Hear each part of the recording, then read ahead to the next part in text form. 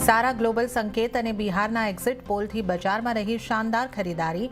Nifty સેન્સેક્સનું લગભગ 1% તેજી સાથે ક્લોઝિંગ. બેંક નિફ્ટીમાં પણ રહ્યો 125 પોઈન્ટથી વધારેનો ઉછાળો. દેશના સૌથી મોટા સ્ટોક બ્રોકર ગ્રોનું સારું લિસ્ટિંગ. ₹100 ઇશ્યુ પ્રાઇસની સામે લગભગ 14% પ્રીમિયમ પર થયો લિસ્ટ. ત્યાં જ ડીમર્જર બાદ Tata motors commercial vehicle NSE પર ₹335 પર થયો લિસ્ટ. બજેટ પહેલા નાણામંત્રી નિર્મળા સીતારામનની MSME સેક્ટર સાથે બેઠક. બજેટને લઈને માંગી સલાહ.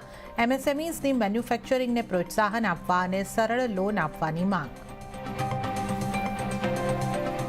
દિલ્હી બ્લાસ્ટ કેસમાં NIAની તપાસ શરૂ. દિલ્હીથી લઈને જમ્મુ કાશ્મીર સુધી આતંકી નેટવર્ક પર તાબડતોડ એક્શન.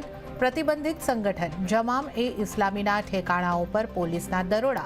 શ્રીનગરથી ડોક્ટર તજામુલ મલિકની પણ ધરપકડ. ભૂતાનથી પરત ફરતા જ LNJP હોસ્પિટલ પહોંચ્યા PM મોદી. દિલ્હી બ્લાસ્ટના ઘાયલો સાથે કરી મુલાકાત. ગુજરાત ATSએ પકડેલા હૈદરાબાદના આતંકીના ઘરેથી ડ્રમ મળ્યું. ડ્રમમાં રાઇઝિન હોવાનું અનુમાન. FSL રિપોર્ટ કરાશે. અને ન્યૂઝ 18ના મેગા એક્ઝિટ પોલમાં બિહારમાં ફરી NDA સરકાર બનવાના સંકેત.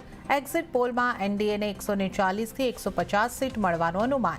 મહાગઠબંધન બહુમતથી ઘણું દૂર. જન સુરાજ પાર્ટીની બેઠકનું ખાતું ખુલવાની સંભાવના.